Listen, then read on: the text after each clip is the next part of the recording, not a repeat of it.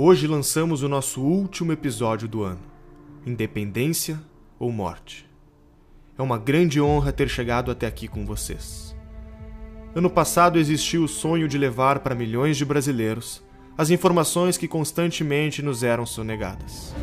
Graças a você, já foram produzidos 10 documentários totalmente gratuitos, 220 horas de aula envolvendo mais de 120 especialistas. 10 milhões de pessoas assistiram o nosso conteúdo. São centenas de pessoas e famílias que todos os dias despertam como brasileiras. A cada pessoa que torna-se membro, 1000 pessoas acessam o nosso conteúdo gratuito. É um marco na conscientização do país. O Brasil Paralelo é uma realidade. E o ano de 2018 será decisivo. É hora de fazer algo efetivo pela nossa cultura. Sabemos que ainda há um longo caminho pela frente. Precisamos de você para continuar impactando o povo brasileiro. E atenção, até a meia-noite desta quinta-feira é o último momento de você aproveitar o nosso preço promocional e se tornar membro. Depois disso, essa condição será encerrada. Aproveite e torne-se membro do Brasil Paralelo e até breve.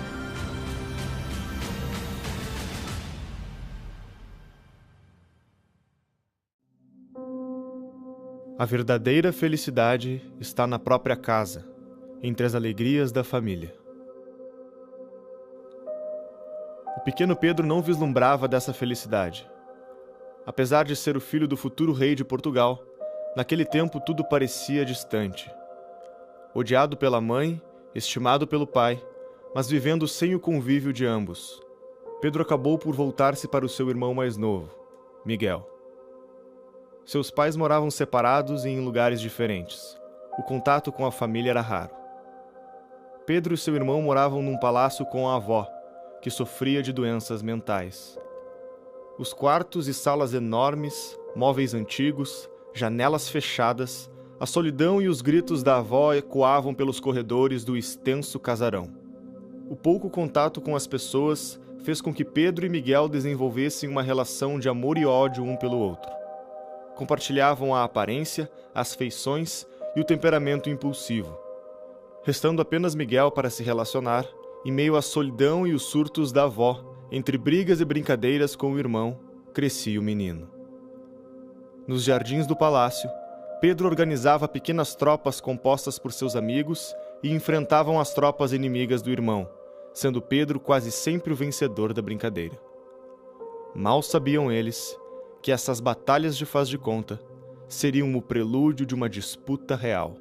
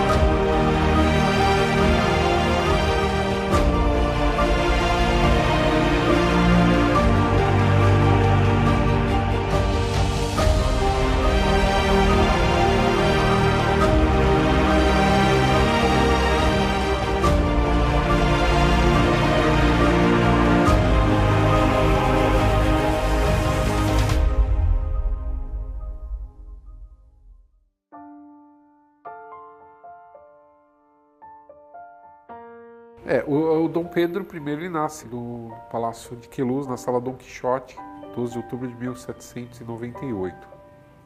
Ele foi uma criança abandonada, né? Ele vivia com a avó dele era louca, ele vivia sozinho com ela. A Leopoldina nasce nessa família super preparada para governar, antenada ao tempo dela, só que numa Europa revolucionada por Napoleão. Viena chega a ser tomada 2 vezes por Napoleão nesse período, e por 2 vezes a Leopoldina e a família tem que fugir de Viena. O Dom Pedro, ele nasce de um casal que vai se desunir. Ele estava começando a ser educado em Portugal.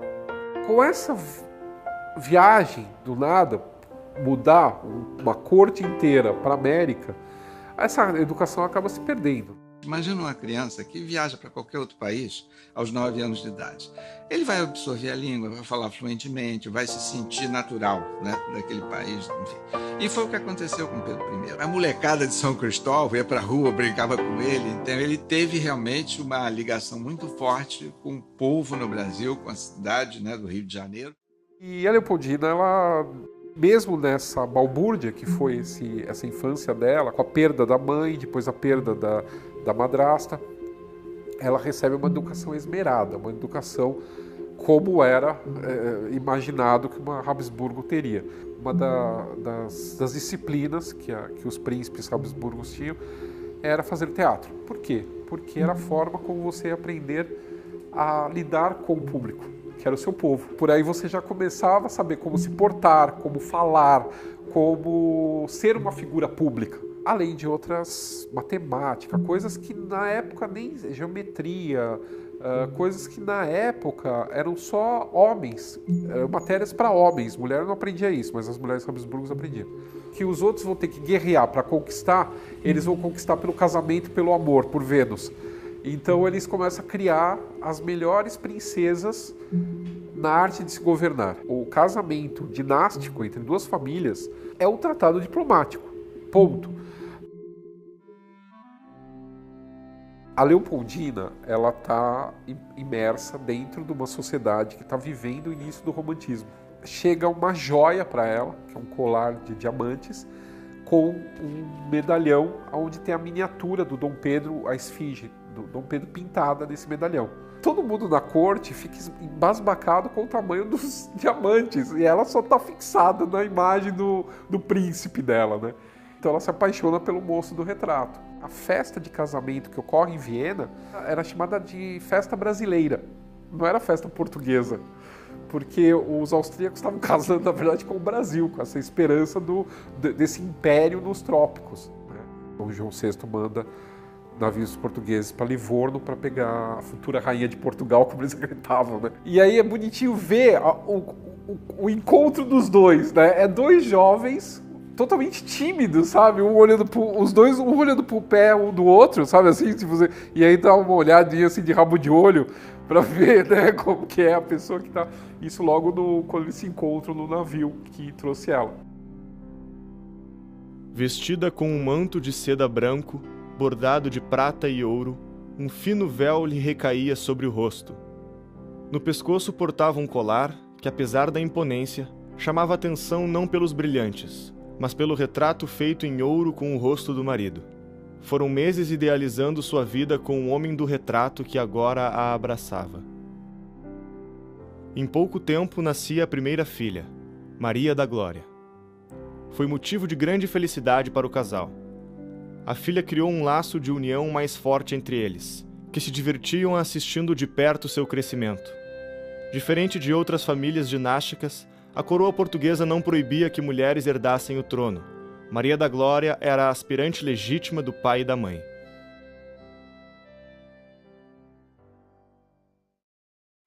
Nem tudo eram sorrisos.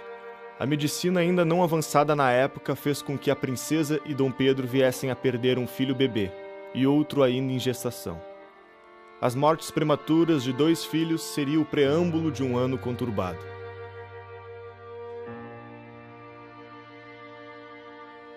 O velho continente europeu já não era mais o mesmo. As guerras de Napoleão e as ideias da Revolução Francesa deixaram marcas profundas não só na geografia, mas também no imaginário popular. Embora alguns reis tenham recuperado os tronos usurpados por Napoleão, eles nunca mais teriam o poder que outrora tinham. Uma nova era política estava começando. As notícias que chegavam ao Brasil causavam um temor no povo e em toda a coroa. a revolução que acontecera em outras nações chegava à cidade do Porto. Essa revolução nasce no Porto e migra para Lisboa com a seguinte ideia: formar uma Assembleia Nacional Constituinte, escrever uma Constituição, obrigar o rei a assiná-la e obedecê-la, trazer o rei de volta, né?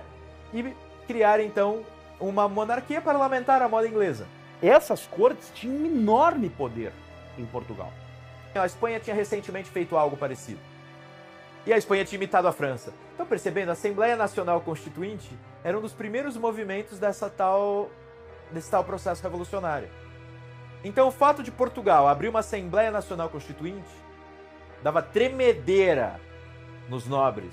Sobretudo, devia ter dado tremedeira do Dom João VI. Então, você tem aí, primeiro, a circunstância da falta de funcionalidade da administração pública em Portugal. Você tem a circunstância do Brasil como aquele que estava centralizando o comércio internacional, então Portugal empobrecendo, e você tem a circunstância de Portugal estar sendo governado, primeiro, por um rei no Atlântico, lá onde era a colônia, e ao mesmo tempo por um administrador inglês, a Inglaterra se metendo. Os revoltosos tomaram as cortes, exigiam que a coroa retornasse e que o Brasil retrocedesse ao status de colônia. Dom João VI enfrentava mais uma vez duas opções amargas e excludentes. Teria que decidir por ficar no Brasil ou voltar para Portugal.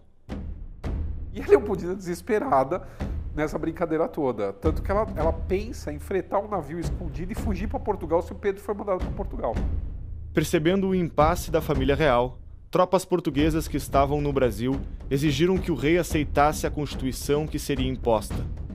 Dom Pedro, em um de seus atos de bravura, toma as rédeas da situação, envia soldados e suprime a confusão estabelecida pelos revoltosos. Mostrando-se hábil para agir em situações como esta, Pedro ganhava a confiança do pai e dos ministros, levando Dom João VI a finalmente tomar a decisão de voltar sozinho para Portugal, deixando seu filho como regente do Brasil. Antes de partir, teve uma conversa a sós com seu filho Pedro, e lhe deu o conselho que marcava a vida dele para sempre. E Dom João teria dito o seguinte para o Dom Pedro: se for para perder o Brasil, que seja para ti e não para esses aventureiros. O Dom João VI, na verdade, era muito esperto. Também tinha uma articulação dinástica por detrás disso, onde o Dom João VI consegue manter a coroa tanto do Brasil quanto de Portugal dentro da família de Bragança. Antes da melancólica partida, Dom João VI convocou eleições para eleger juntas governamentais nas principais províncias. Era uma maneira de ajudar o Reino do Brasil a manter a autonomia política perante a Revolução das Cortes.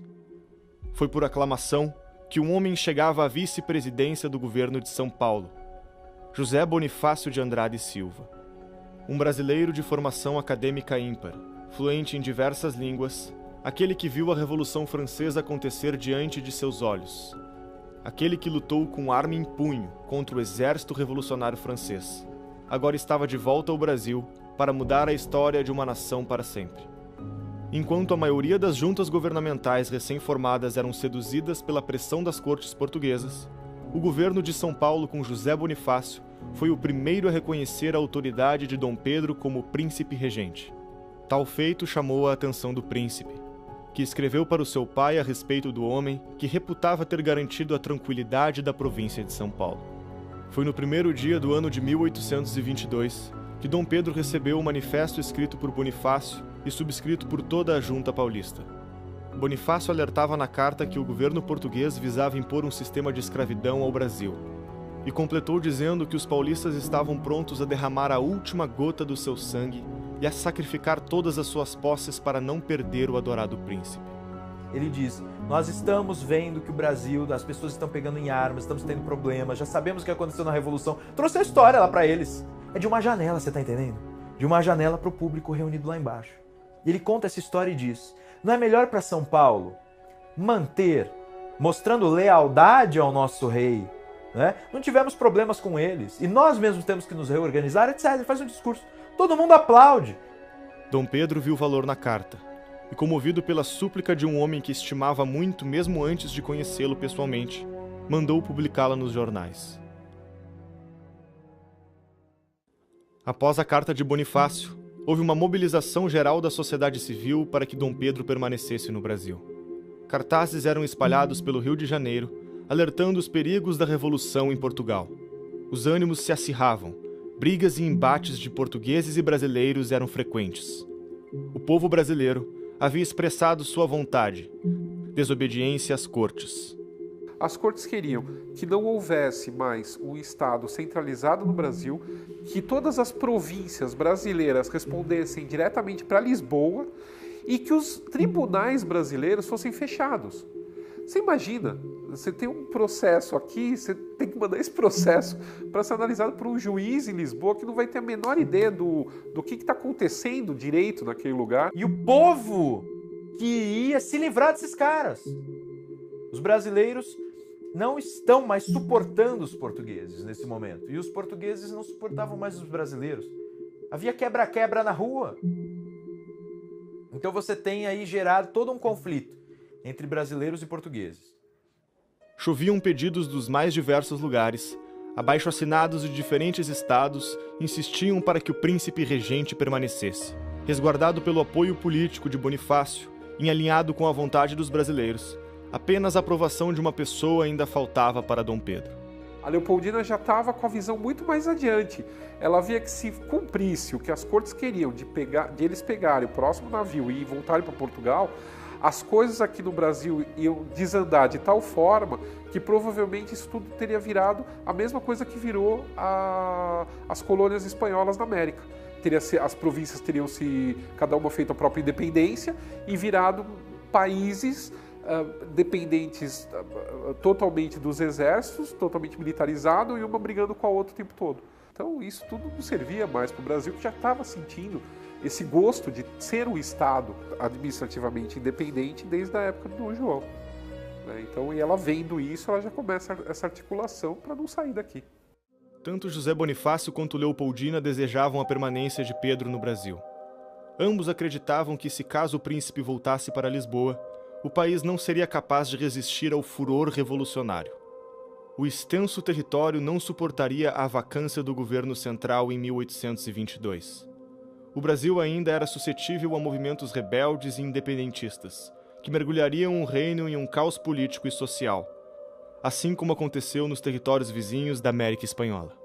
Se houver uma revolução no Brasil, o Brasil se esfarela, se divide, para ver como tinham sido os vizinhos dos países hispânicos. Qual vai ser, na mente de Bonifácio, daí a gente começa a interpretar o que ele achava da Revolução Francesa. Na cabeça dele, se deixasse ocorrer o rio de sangue, o que ia acontecer na cabeça dele? Iam vir uns malucos que iam governar, o rio de sangue ia aumentar, ia ficar ainda mais caudaloso, ia dar tudo errado, o Brasil ia se quebrar em pequenas republiquetas que mal iam se governar a si mesmas. Você percebe pelos escritos do Bonifácio. Precisamos evitar que o Brasil tome o rumo da América Espanhola e da Revolução Francesa. Tá claro o que ele pensa. Acabou. O que ele pensa da Revolução Francesa? Uns anarquistas loucos, carbonários, sanguinários, tá entendendo? O que ele pensa das revoluções da América Espanhola? Revoluções mal encaminhadas, que fizeram com que um grande território, um poderoso território, se quebrasse em pequenas republiquetas. As ameaças a Dom Pedro vindas das cortes eram frequentes, e o príncipe oscilava entre as escolhas. A questão se tornou irremediável quando as cortes dissolvem o governo e ordenam mais uma vez a volta do regente. Daí, o José Bonifácio, no momento em que o Dom Pedro tinha sido praticamente ameaçado pelas cortes a voltar e ele diz eu vou, o José Bonifácio lhe escreve uma carta, muito mal criada, na qual ele diz que se você tem honra de homem e de príncipe, deve ficar. Se não ficar, você vai ser o responsável pelo rio de sangue que vai correr aqui. Ao mesmo tempo, a Leopoldina, nesse momento, ela diz o seguinte, eu não posso ir, eu tô grávida. E ela estava grávida de novo. Então você percebe assim, Bonifácio e Leopoldina entrosados mesmo antes de se conhecer. E ao mesmo tempo, a população. Porque o Bonifácio manda essa carta e depois ele vai pessoalmente, com o irmão dele, uma comitiva paulista, levar a Dom Pedro um abaixo-assinado de São Paulo. Os mineiros levam uma petição pedindo para ele ficar. A população do Rio de Janeiro, acho que era em torno de 60 mil pessoas, e houve um abaixo-assinado de 5 mil pessoas pedindo a Pedro I que ficasse. Ou seja, você vai dizer que isso foi construído por uma ou duas pessoas? estavam os de baixo, os do meio e os de cima, querendo romper com Portugal. Influenciado pela sua esposa e por seus amigos mais próximos, percebendo o clamor popular por sua permanência, Dom Pedro agora se sentia confiante para tomar a decisão tão aguardada. No dia 9 de janeiro de 1822, Dom Pedro do Paço Imperial dirige-se a um público apreensivo, mas esperançoso, para proclamar a sua permanência no país, no que ficou conhecido como Dia do Fico. A questão do Dia do Fico foi realmente um processo, foi num crescendo, em que ele realmente resolveu romper os laços com Portugal e justamente, por certa forma, se sentir brasileiro mesmo. O Dia do Fico representou um caminho sem volta. Representou ali que nós já não éramos mais membros do Estado português, mas já éramos Brasil. Esse evento, porém, não significava o rompimento oficial com Portugal. Bonifácio ainda não tinha em mente o rompimento completo com o Velho Mundo. Sua ideia de uma Liga de Nações Lusitanas ainda era mantida. Se vislumbrava a possibilidade de uma reconciliação entre pai e filho. Que José Bonifácio, a princípio, ia tentar manter a união com Portugal a todo custo. A ideia era fazer um Reino Unido, quer dizer, Brasil e Portugal autônomos, com o mesmo nível de hierarquia, um pequeno imposto para um exército comum, para financiar um exército comum, e a corte itinerante, a corte às vezes em Portugal, às vezes no Brasil. Mas o problema é que as cortes portuguesas falaram não, a gente quer rebaixar o Brasil ao seu status anterior a 1808. Do outro lado do Atlântico, os portugueses não viam a reconciliação com bons olhos. A vontade das cortes de subjugar o Brasil era irreprimível. E depois, quando ele percebe que as cortes de Lisboa são ridículas, insustentáveis, são pessoas despreparadas tentando criar um país novo, ele cria a ideia de estabelecer um império no Brasil. Ou seja, como se fosse uma quebra. Poucos dias após o pronunciamento de Dom Pedro comunicando que permaneceria no Brasil, o tenente-general Jorge de Aviles acreditava na fragilidade do príncipe novato e organizava suas tropas para dar um golpe e assumir o governo brasileiro. O general português já havia tentado um golpe anteriormente, mas após uma negociação com Dom Pedro, havia dado uma trégua para o príncipe. Dessa vez, Pedro deixaria de lado a conversa e as negociações. Era hora de agir. Amotinando-se na Praia Grande, em Niterói, Aviles e suas tropas se fortificaram em um local estratégico. Percebendo a gravidade do ato, Pedro reage enviando tropas do exército e civis armados para combater Aviles. Com mais uma vitória do príncipe, o general português e seus homens são expulsos do Brasil definitivamente. O conflito fortalece em Pedro a ideia de que precisava de aliados para manter a estabilidade política. José Bonifácio já havia se mostrado de grande valor por ter estabilizado São Paulo e mostrado seu apoio à coroa. Dom Pedro não perde tempo e o elege para o cargo ministerial mais importante. Bonifácio assumiria a Secretaria de Estado dos Negócios do Império e Estrangeiros, se tornando o primeiro brasileiro nascido em nosso solo a ocupar um cargo ministerial. Por quê? Porque naquele momento os ministros portugueses estavam tendo briga com o Dom Pedro e eles estavam ameaçando pedir demissão, estavam brigando e tal. O Dom Pedro já mandou todo mundo embora e ele contrata o José Bonifácio. Você agora é o ministro. Então José Bonifácio, antes da independência do Brasil, já era o ministro principal do Dom Pedro e ele foi o primeiro brasileiro a ganhar um cargo tão alto. Porém, quem daria tal notícia ao velho sábio não seria o príncipe. A instabilidade fez com que Leopoldina decidisse se refugiar na fazenda de Santa Cruz. Ela tinha saído por causa do perigo. Tava tendo passeata o tempo todo e briga de rua, tá entendendo?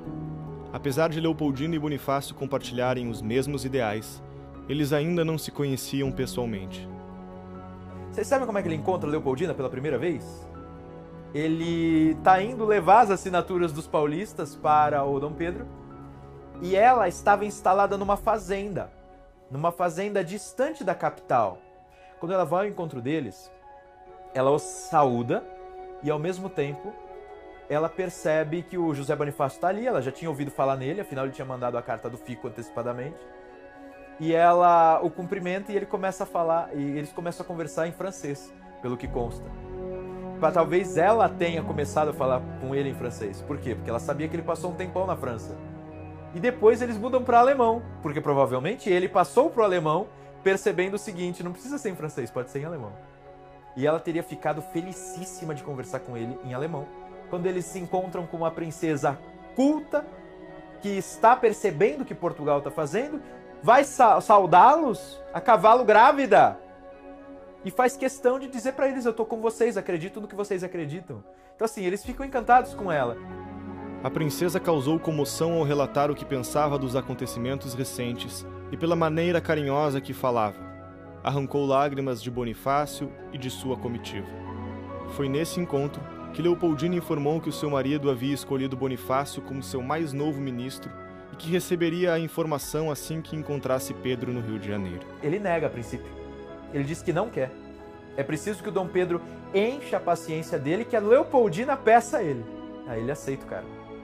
E ela só diz uma coisa, que é o que foi registrada. Eu nunca tive uma impressão tão forte, tão arrebatadora quanto a que eu tive ao conversar com aquele José Bonifácio. Ela percebe um gigante ali, tá entendendo?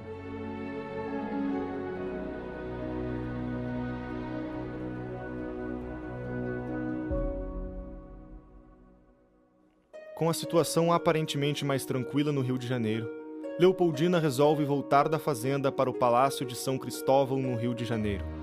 Porém, a viagem significaria mais uma perda para a família real.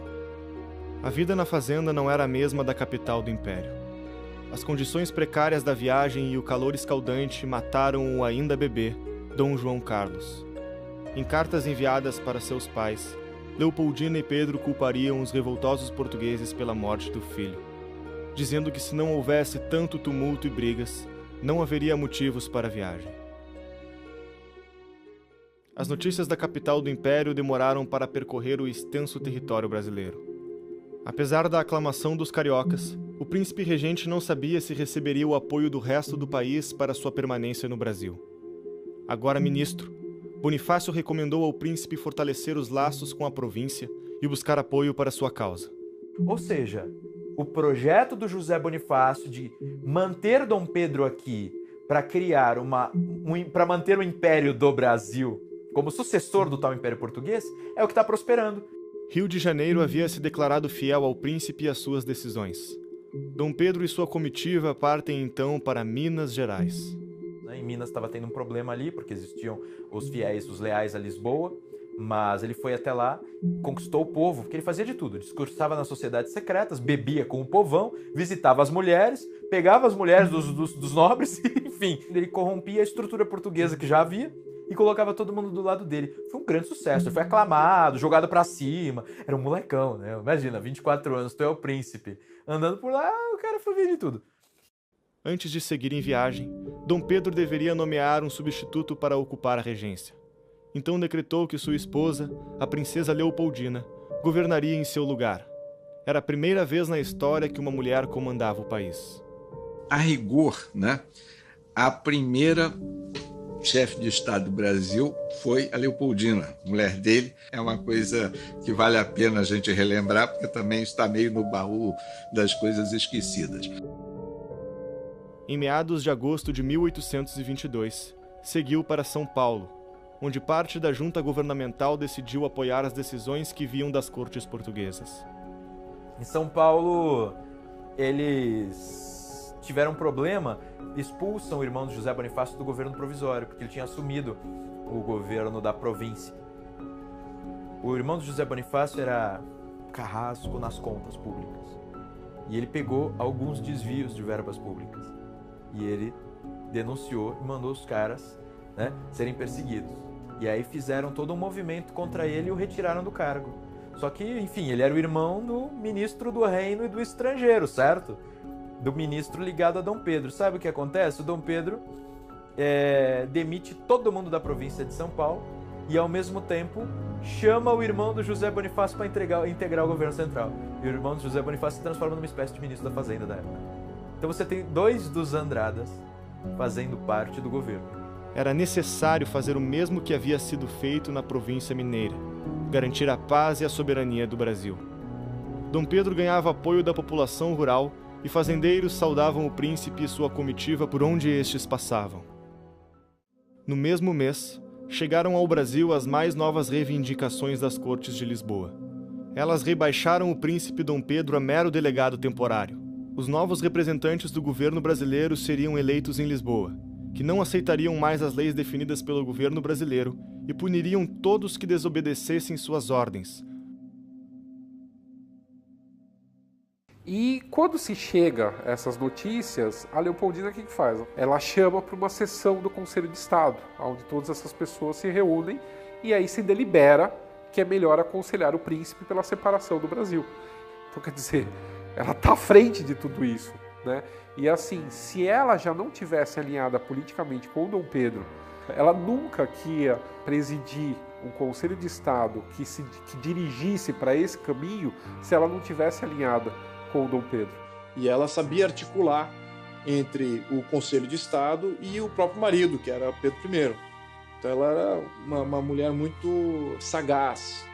E ela via que o melhor para esse contexto era, de fato, a independência, né, para o Brasil. Ela já estava casada com esse intento há muito tempo. Ao passo que Pedro I talvez não. Né, ele ainda estava dosando aí algumas decisões. José Bonifácio concluiu na reunião do Conselho que havia esgotado as possibilidades de conciliação com Portugal. O Brasil fizera o possível para contornar a situação, mas as relações haviam chegado em um ponto irremediável. O destino do Brasil clamava por um rompimento com a coroa portuguesa.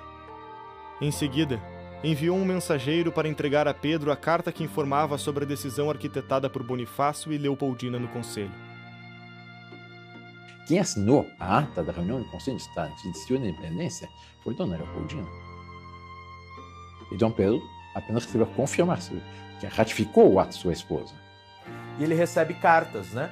As cartas da Dona Leopoldina e as cartas de José Bonifácio solicitando, explicando para ele o que tinha acontecido.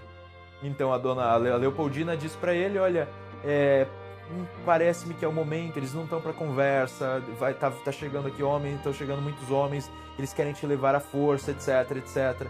É hora. A emblemática carta de Bonifácio também chegaria a Dom Pedro no fatídico dia.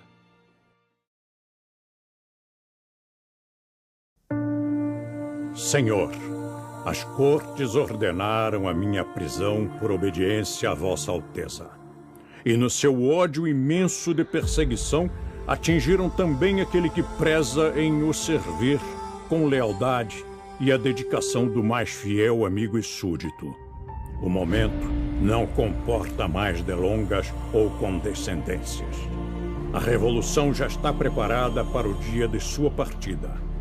Se parte, temos a revolução no Brasil contra Portugal. E Portugal atualmente não tem recursos para subjugar um levante que é preparado ocultamente, para não dizer quase visivelmente. Se fica, tem Vossa Alteza contra si o povo de Portugal, a vingança das cortes, e direi até a deserdação, que dizem já estar combinada. Ministro fiel, que arrisquei tudo por minha pátria e pelo meu príncipe, servo obedientíssimo do senhor Dom João VI, que as cortes têm na sua detestável coação, eu, como ministro, aconselho a Vossa Alteza que fique e faça do Brasil um reino feliz, separado de Portugal, que é hoje escravo das cortes despóticas.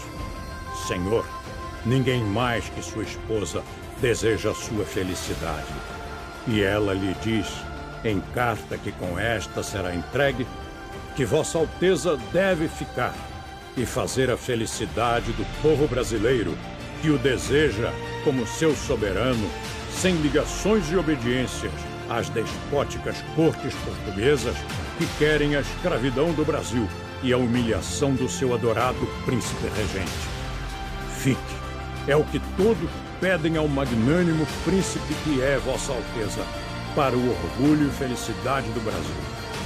E se não ficar, correrão rios de sangue nesta grande e nobre terra, tão querida do seu real pai, que já não governa em Portugal, pela opressão das cortes, nesta terra que tanto estima a Vossa Alteza e a quem tanto Vossa Alteza estima. Arrancando a braçadeira azul e branca que simbolizava Portugal, Pedro atirou-a no chão dizendo: "Tirem suas braçadeiras, soldados. Viva a independência, a liberdade e a separação do Brasil." O príncipe ergueu a espada, no que foi seguido pelos militares. Os paisanos tiraram o chapéu e Dom Pedro disse: "Pelo meu sangue, pela minha honra, pelo meu Deus, juro fazer a liberdade do Brasil." Brasileiros, a nossa divisa de hoje em diante será independência ou morte.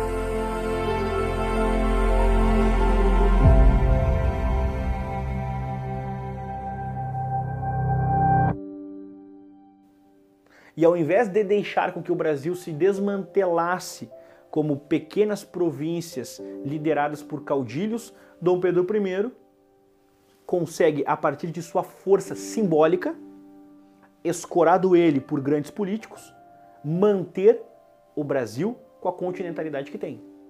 Eu vejo, inclusive, como uma medida acertada de Dom Pedro I, como um êxito, não só dele, mas de homens como, por exemplo, Bonifácio, de mulheres como, por exemplo, a própria Leopoldina. A independência do Brasil é mais similar à independência dos Estados Unidos, da América, e não às independências, os movimentos independentistas da África, por exemplo, na década dos anos 60.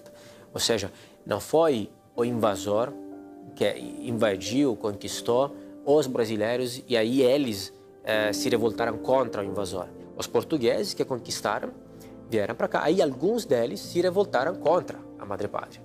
Aí teve uma cisão, foi exatamente o que aconteceu nos Estados Unidos, só que lá é explicitamente chamado de secessão. Nossa independência foi muito mais uma emancipação de um filho que se tornara maior, aliás, muito maior que o pai, do que guerras fratricidas, como foram nossos vizinhos hispano-americanos. Como ficou muito claro para a sociedade, para essa elite intelectual, econômica e política brasileira, que a volta de Dom João VI seria um retorno àquele estágio anterior, eu acho que isso acendeu, inclusive no próprio Dom Pedro I, que se sentia brasileiro, essa necessidade do Brasil se tornar um país independente. Enquanto Dom Pedro e sua comitiva retornavam de São Paulo para o Rio de Janeiro, a organização do mais novo Império das Américas começava pelas mãos do ministro Bonifácio e da agora Imperatriz Leopoldina.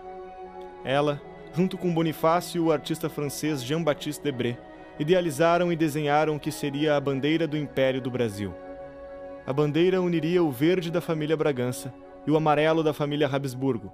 No coração da bandeira estava a cruz da Ordem de Cristo, símbolo do começo da trajetória de homens destemidos que um dia cruzaram o Atlântico e encontraram o paraíso tropical.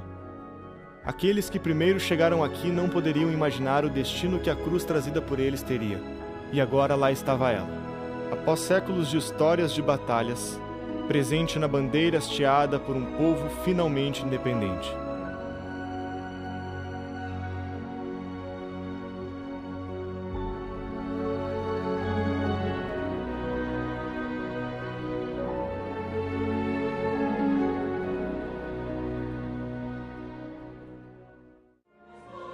Estudioso e amante da música, Pedro deixaria mais uma de suas marcas na história, fazendo um arranjo para a letra de uma poesia prestigiada pela corte, compõe um hino do Império do Brasil.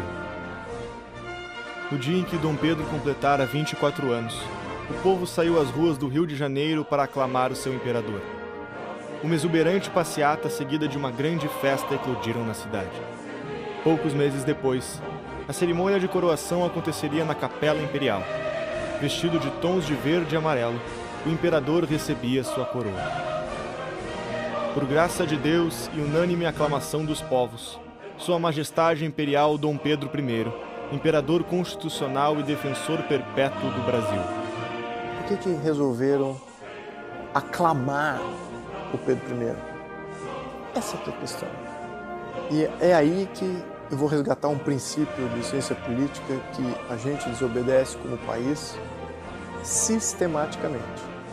Chama-se legitimidade. Ele quis a independência. A independência foi feita por ele. Ele era o poder legítimo, só ele tinha a legitimidade de ser o imperador. Todos viam, sem ele, o que aconteceria? Portugal ia imediatamente reconquistar o Brasil. Note a importância de aclamar um rei naquele momento. O risco era a própria independência. Então, para todos aqueles que aclamaram o Pedro I, eles entendiam a dinâmica política da coisa. Embora relativamente pacífica se comparada com outros processos emancipatórios, a independência do Brasil não foi, de forma alguma, um processo indolor. Houve revoltas organizadas por insatisfeitos com a decisão de Dom Pedro I de declarar a independência.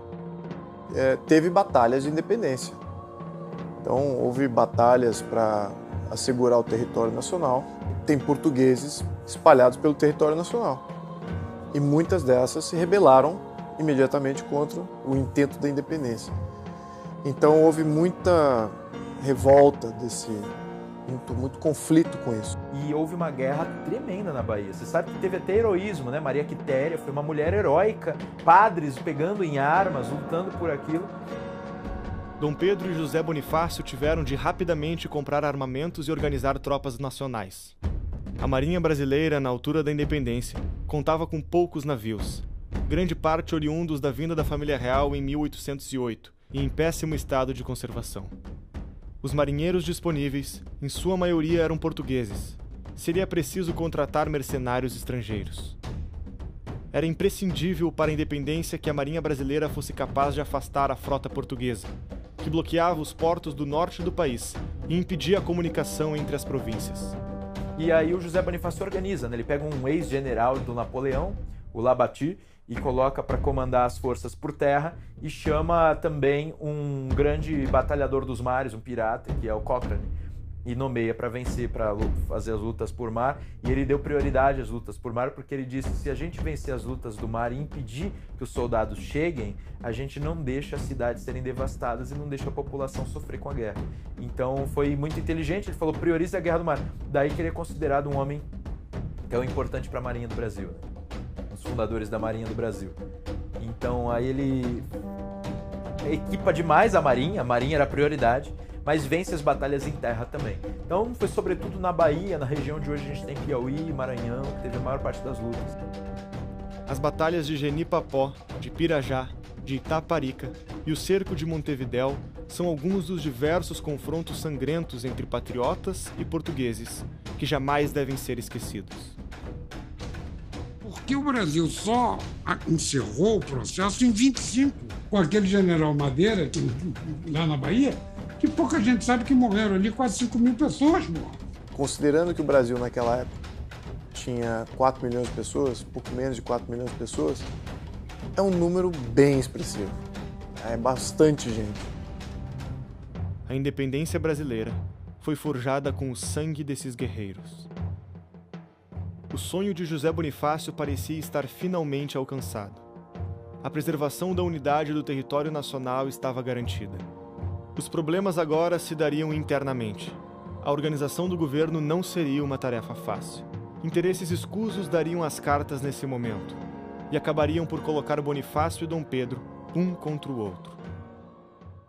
O Dom Pedro, ele conhece a Marquesa de Santos em agosto de 22 em São Paulo. No final de 22, ela vai mandar uma carta para ele falando que está grávida dela, e ele vai chamar ela para a corte. Ela vai chegar no começo de 23, primeiro semestre de 23. No começo é tudo escondido. Só que de 24 em diante, no final de 24 em diante, o negócio começa a ser aberto. Então, a partir do momento que era escondido, ela não tinha o peso político que depois ela ia vir a ter. E pelas cartas você viu uma grande ternura entre eles. Acontece que o Dom Pedro, de fato, ele tinha esse hábito de, digamos assim, pular a cerca. E com a Domitila não foi uma simples traição de momento. Parece que naquele instante ele se apega a ela, tá? Ela já era casada, né? Ele, pra acalmar o marido, fica dando título, entendeu? E quando ele implanta uma amante desse molde no Brasil, ele acaba dando um peso político a essa amante. Acaba tendo duas cortes, acaba tendo a oficial e a paralela, aonde fazia-se negócio em ambas. Bonifácio, como figura paterna de Dom Pedro, assiste de perto a má influência que a amante Domitila exercia sobre o imperador. Tentou aconselhá-lo diversas vezes a desistir do relacionamento, mas Dom Pedro, cego pela paixão mordaz, se voltava contra aquele que o ajudara a conquistar a tão aguerrida independência. A vida pessoal de Dom Pedro começava a interferir na estabilidade do império. E ele marcava reuniões, Dom Pedro sumia, ele tava não sei onde, ele tava dormindo, ele não aparecia, e ele começou a ficar nervoso, tá entendendo? E ele começou a brigar com o Dom Pedro, e o Dom Pedro começou a ficar contra ele, dizendo: você quer mandar no meu lugar, quer tomar uma... Era a ideia que a Domitila punha na cabeça dele. Aí ele pede: você tá falando isso? Então, demissão. Ele pede demissão e sai. O Dom Pedro tem a cara de pau de mandar uma carta pro Bonifácio: quem eu nomeio pro lugar que eu não sei? Vocês acreditam? E aí o Bonifácio dá uns, olha, pode ser esse, pode ser aquele não. E dá a dica ainda, né? Aí a Leopoldina fala: você tá louco, Pedro? Chama esse cara de volta. Dom Pedro vai lá, ajoelha, tá entendendo? Olha só. Pede, por favor, eu não sei o que fazer. Preciso de você. Aí ele volta: então agora vai ser do meu jeito? Aí ele vai. E o Brasil se tornou independente e não tinha uma ordenação jurídica. É claro que o imperador pensou: a primeira coisa da qual nós precisamos é uma Constituição. Então você tem, nesse momento do Primeiro Império, alguns desafios. Então o primeiro desafio era montar o governo. O governo é estabelecido. José Bonifácio, de 1822 a 1823, ele redige pelo menos uns 200 documentos oficiais, certo? Que o Dom Pedro vai assinando enquanto José Bonifácio escreve. Porque uma coisa era fazer a independência, a outra era organizar o império. São demandas que foram surgindo. E dentro dessas demandas, nós vamos encontrar o valor ímpar de um homem como, por exemplo, Bonifácio. Vamos lembrar, isso é 1824. Os Estados Unidos foi formado em 1787. O que acontece nesse período é muito conhecimento fluindo. E José Bonifácio, então, tem o benefício de ter tido a experiência norte-americana, também a francesa. Então ele tinha já o benefício das duas experiências, qual que dá certo, qual que não dá certo, etc. Então os debates fluíam, estamos falando aí de muito tempo. Ele era uma pessoa muito erudita. E daí surge uma discussão sobre a Assembleia Constituinte, aparece o mesmo medo. José Bonifácio e Leopoldina não querem abrir a Assembleia Constituinte porque pensam que vai surgir de novo um ímpeto revolucionário, e ela dizia: Dom Pedro, ele está muito estimulado, muito louco pelas novas ideias, e as novas ideias não são tão boas e podem até acabar conosco. O fato é que ele abre a Assembleia Nacional, a Assembleia Constituinte, e não dá tão errado assim. Ele faz uma besteira muito grande que o José Bonifácio se revolta absurdamente. O grupo maçom dá para ele folhas em branco para ele assinar: nós vamos redigir a Constituição aqui. Então assina. Dom Pedro assina. O José Bonifácio fica revoltado. Fala para ele ir lá, pegar de volta e rasgar aquela porcaria toda. Então depois disso nós temos aí na Assembleia Constituinte nós temos um evento traumático, que foi o seguinte: Dom Pedro briga de novo com o José Bonifácio por causa daquele excesso de descontentamento do Bonifácio com o comportamento do Pedro e do excesso de desconfiança que o Pedro tinha do Bonifácio, pensando também, né, enfiavam na cabeça dele mesmo: esse Bonifácio, esses Andradas, eles querem tomar o poder para eles e tomar no seu lugar, eles querem te fazer de tonto. E ele percebeu mesmo que o projeto de Constituição que estava sendo desenhado na Sociedade Secreta do Bonifácio tinha 4 poderes. Tinha o Império pairando acima. Depois tinha os 3 poderes tradicionais, que era chamado Judiciário, Executivo e Legislativo. O Império era simplesmente... ele é o Império, ele fica lá quieto, parado, e não influi em nada. O Dom Pedro faz o quê? Bota o exército, fecha a Constituinte e exila os Andradas. Acabou, agora não vai ter mais isso. Monta o conselho, chama quem ele quer e diz, agora escreve aí a Constituição. Aí pega o rascunho dos caras e diz, arruma para eu ter poder. Então, quando o imperador recebe o texto, o projeto de Constituição do Império das mãos do deputado Antônio Carlos, ele vê que aquilo ali, do ponto de vista, claro, do seu ponto de vista a respeito do Brasil e das necessidades do Brasil, não era satisfatório, né? Então monta-se um Conselho de Estado e o Conselho de Estado aí sim faz a redação da Constituição do Império. E daí há uma quebra mesmo, os Andradas se demitem do governo, até a camareira da Leopoldina era uma Andrada, ela se demite, toda a família pede demissão. Mas não me parece que a briga pessoal fosse suficientemente capaz de levar a esse rompimento absoluto. Com certeza foi um rompimento que se deu também por cosmovisão, por visão de império, né? A visão de império do Dom Pedro I, ela coincidia com a visão de império do Bonifácio, mas divergia em outros aspectos. Daí eles se inspiram em Benjamin Constant, né? O Benjamin Constant, que é um teórico francês, que cria a figura do poder moderador. Aí o poder moderador tem influência sim. É claro que Dom Pedro I promoveu uma hipertrofia na redação que deu a Constituição, uma hipertrofia do poder moderador. E vamos lembrar também, no contexto, não existia esse negócio de politicamente correto naquela época, né? Quando alguma coisa era para ser nomeada ditatorial, se dizia, isso é ditatorial. Então, o poder moderador não é ditatorial, ele é moderador. Então, no fundo, o que esse poder fazia era moderar, era negar ações dos demais poderes. Então, ele limitava os demais poderes. Nós conseguimos formar, em 1824, a primeira Constituição escrita no mundo com 4 poderes. E nós tínhamos, durante o século XIX, uma Constituição, sob o ponto de vista de organização das instituições, muito superior a essa Constituição que temos hoje. Ela entregava esses poderes agora a outros 2 poderes, o poder da democracia e o poder da aristocracia. Essa Constituição de 1824, ela tinha preceitos liberais, apesar de ter sido outorgada de forma até um tanto violenta pelo imperador. Mas o espírito que regia a ideia do imperador era um espírito de liberalidade. Perceba que há uma progressão, há uma jornada intelectual, constitucional, sobre como organizar esta independência. A primeira coisa, dia do fico. Depois, independência. Depois, Constituição. Depois, poder moderador.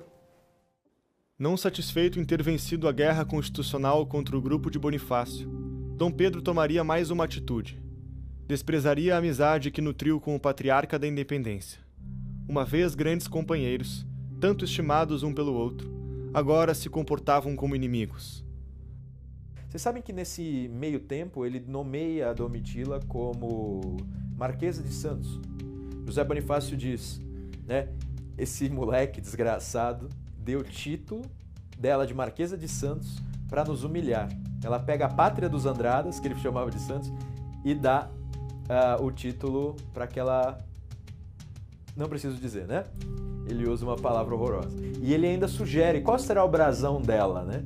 Lá em Santos tem um lugar que tinha uma montanha com um formato meio esquisito que era chamado de pau grande.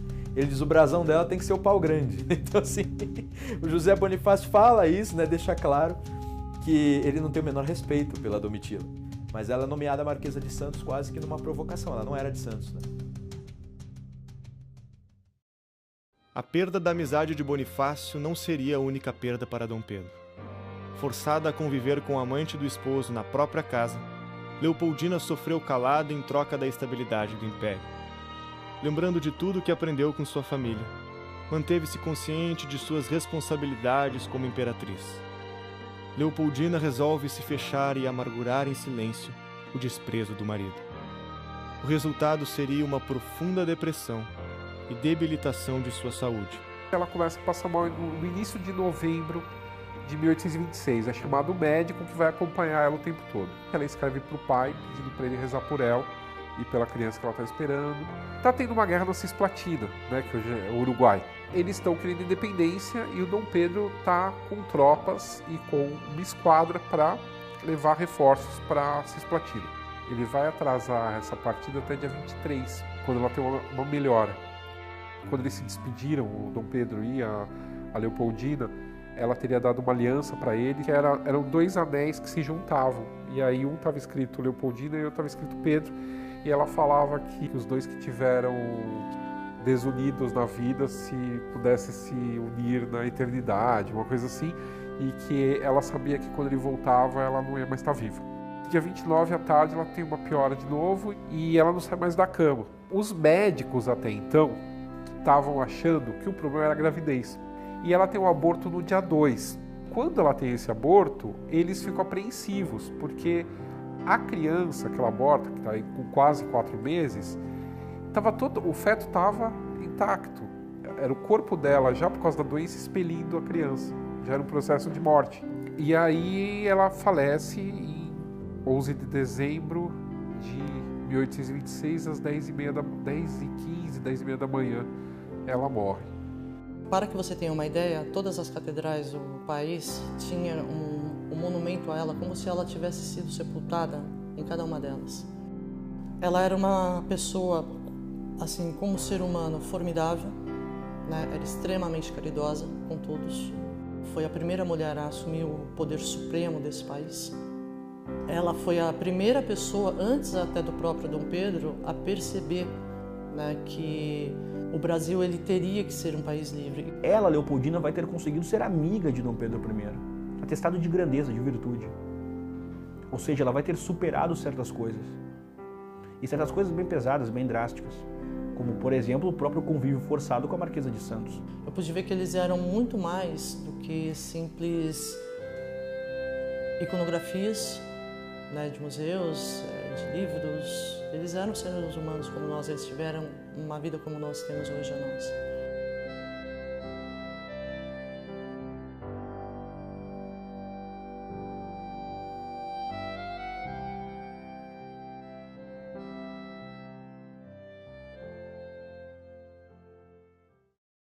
A popularidade de Dom Pedro estava deteriorada. Os conflitos políticos que ele se envolvia e o seu caso extraconjugal com Domitila fez com que o outrora tão benquisto imperador pela população brasileira tivesse a sua reputação manchada. Muito disso se deve à forma como ele conduziu não só o seu casamento, mas a sua vida pública. A partir do momento que ele se envolve com a Marquesa, a partir do momento que a mulher dele morre, a partir do momento que começa essa questão toda do poder entre ele e a Assembleia, essa queda de braço política, e os jornais, o Repúblio, a imprensa em geral, ela vai desconstruindo a imagem do Dom Pedro e aí a população começa a detestá-lo. A perda da província cisplatina foi um motivo adicional para o crescimento da insatisfação popular. A guerra era detestada pelo povo brasileiro desde o início, em razão do sacrifício de vidas por uma causa perdida.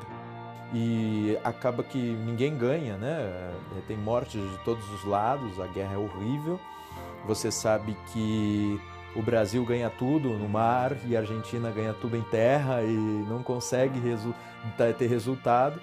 E aí que vem a intervenção, que dizem, né, que foi intervenção inglesa, mas a gente sabe que foi o seguinte: na verdade, os dois países queriam trégua já, porque, de fato, o perigo para o Brasil era que a Argentina invadisse o Rio Grande do Sul e Mato Grosso.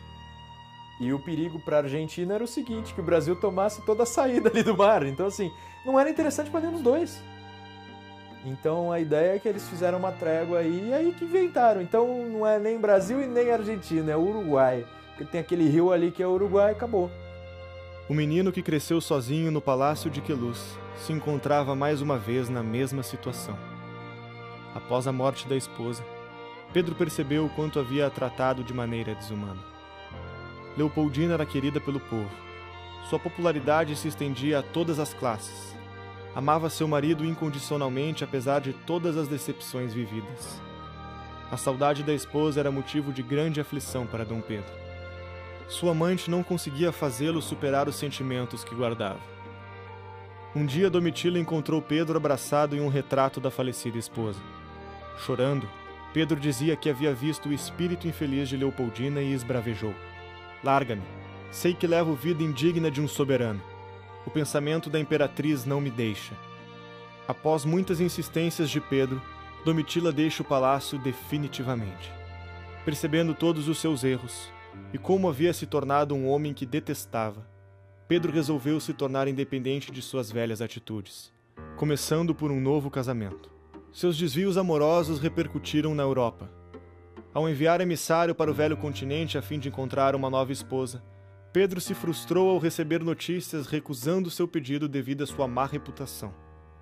No dia 15 de outubro de 1829, chegava ao Rio de Janeiro a fragata na qual a nova imperatriz brasileira estava. Amélia de Leuchtenberg, nascida em Milão, impressionou ao esposo por sua beleza e cuidado com os filhos, que agora tomava conta. Um homem novo, amadurecido com as decisões que tomara na vida, Dom Pedro havia mudado seu comportamento. Uma vez promíscuo, agora a fidelidade com relação à nova esposa se mostrava resiliente, trazendo a normalidade de volta à vida pessoal do imperador. O Brasil estava independente e Dom João VI não podia mais contar com seu filho como sucessor do trono português.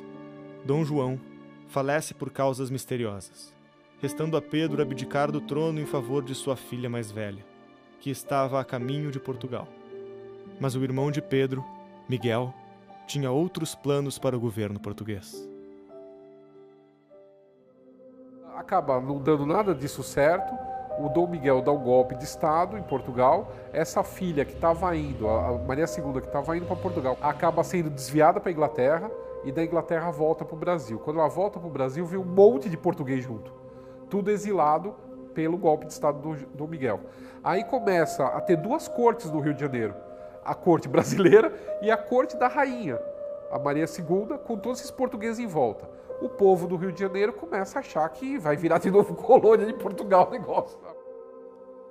Com a corte portuguesa instalada no Brasil após o golpe de Miguel, a animosidade entre portugueses e brasileiros mais uma vez resultou em violentos conflitos.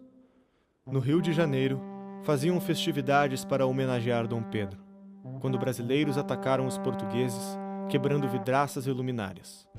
Os portugueses reagiram jogando pedras e garrafas. O conflito durou 3 dias e ficou conhecido como a Noite das Garrafadas. A Assembleia decide agir perante o caos e exige que Dom Pedro tome providências em relação aos ataques feitos aos brasileiros. Dom Pedro ignora o pedido. A revolução estava pronta. Em abril, de 1831, ele é obrigado a renunciar, porque assim, ele não contava mais com o apoio do exército. Estava tendo uma revolta no Rio de Janeiro, por conta que achavam que ele ia acabar com a Constituição, uma loucura, uma loucura fomentada pela imprensa, que acabou levando a população à rua e pressionando ele para renunciar. O primeiro reinado acaba justamente porque Dom Pedro se vê esgotado. Ele já não tinha nenhuma liderança ao seu lado, ele já tinha contra ele todos os grupos possíveis, mesmo dos fazendeiros. Ele quebrou, a economia também, enfim. E ele resolve abdicar. Na mesma madrugada, com roupas civis, acompanhado da esposa, Pedro parte para a Europa, entregando sua carta de abdicação para que seja lida aos brasileiros. Era a última vez que pisava na terra que havia se tornado independente por suas mãos poucos anos antes. Quando saiu do palácio, as crianças estavam dormindo. Pedro visitou os quartos de seus filhos e beijou cada um deles silenciosamente, mal contendo as lágrimas. Ele percebeu que ele não tinha condições de desenvolver a partir do zero um legado, enquanto que ele percebia que em Portugal era possível manter um legado já existente. O rei soldado teria pela frente sua última guerra. As batalhas de faz de conta que outrora fizera com o irmão se tornariam agora realidade. Protagonizando a mais longa e sangrenta guerra civil da história de Portugal, os portugueses que queriam uma constituição e liberdade viam esperanças em Dom Pedro contra Miguel, o irmão absolutista. Ele vai primeiro para a Inglaterra, da Inglaterra ele se estabelece na França, e na França ele começa a armar um plano para invadir Portugal e destronar o irmão, colocar a filha, que seria a legítima herdeira, no trono português e voltar à Constituição, porque o Dom Miguel ele representa todo o atraso do absolutismo. Veio para a Inglaterra, recrutou um exército de 7.500 mercenários, mais umas centenas largas de voluntários portugueses que também entraram. O jovem que admirava os feitos militares de grandes generais e que nunca teve afeição aos estudos tinha personalidade valente. Pedro auxiliou feridos, construiu trincheiras, fez refeições entre os soldados e guerreou sob fogo pesado, enquanto homens ao seu lado eram alvejados e dilacerados. Ele está com um exército reduzido, que acaba sendo cercado na cidade do Porto. A proporção era tipo 1:1000, o exército dele para o exército do Dom Miguel. Ele enfrenta o cerco do Porto durante meses. O Dom Miguel ele tinha dado uma de Stalin, ele tinha matado todo mundo que ele achava que era liberal e tal.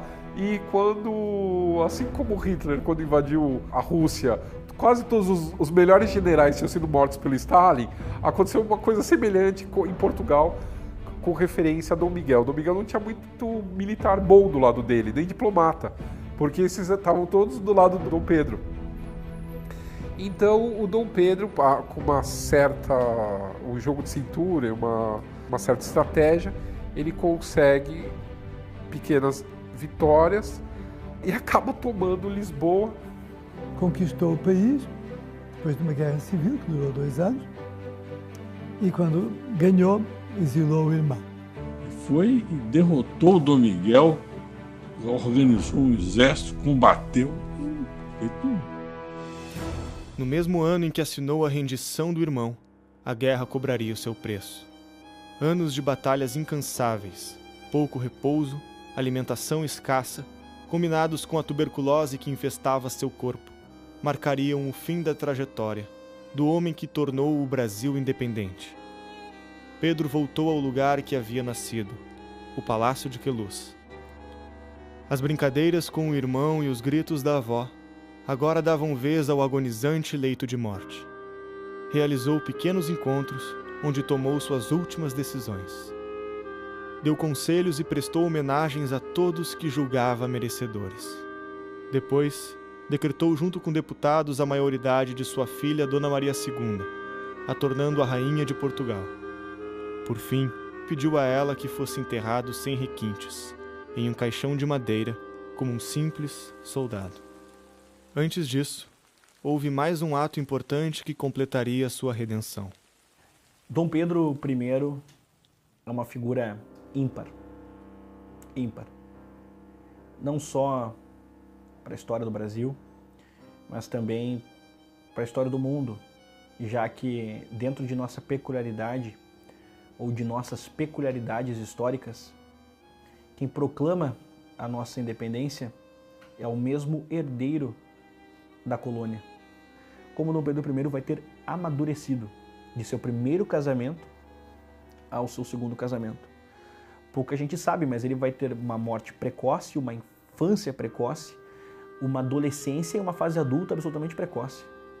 Tanto é que em um curto espaço de tempo ele vai ter passado por uma viuvez, vai ter 2 casamentos, vai ter proclamado a independência de um país, vai ter sido o homem que vai ter perambulado por diferentes conflitos, enfim. É uma figura que viveu uma vida turbulenta, a começar pelo próprio fato de que ele sai criança de um país e vem para outro.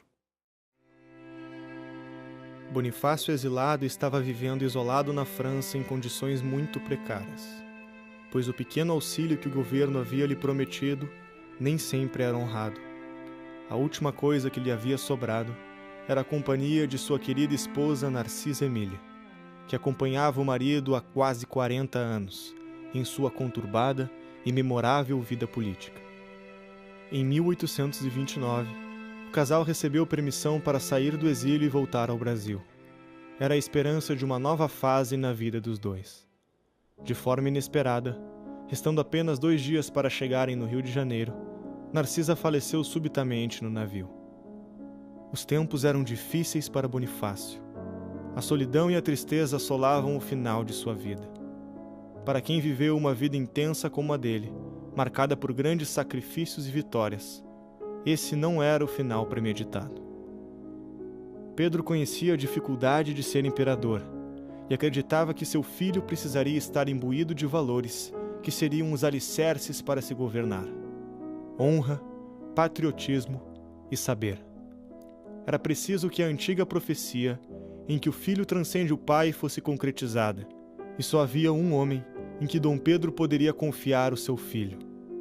Esse homem era aquele que foi seu mentor, seu antagonista e seu grande amigo, o único capaz de assumir tamanha responsabilidade. E o Dom Pedro escreve uma carta que parece uma carta um tanto comovente, né, de restabelecimento de amizade, que ele diz que não conhece nenhum cidadão mais honrado e nenhum mais patriota e mais sábio do que José Bonifácio, e que ele nunca encontraria paz, né, e tranquilidade de alma se José Bonifácio negasse o último pedido que ele tinha para um velho amigo, que era o de que ele fosse o tutor do Pedrinho, Pedro II. Senhor, a carta de Vossa Majestade veio servir como um pequeno lenitivo ao meu aflito coração, pois vejo que, apesar de tudo, Vossa Majestade ainda confia na minha honra e pequenos talentos para cuidar da tutoria e educação do seu augusto filho, o Senhor Dom Pedro II. Confie em mim, que nunca enganei a ninguém e nunca soube desamar a quem uma vez amei. Iguais votos de felicidade encaminha aos seus o meu sincero coração pelo soberano que foi da minha escolha e pelo meu amigo. Beijo as mãos de Vossa Majestade. José Bonifácio de Andrada e Silva.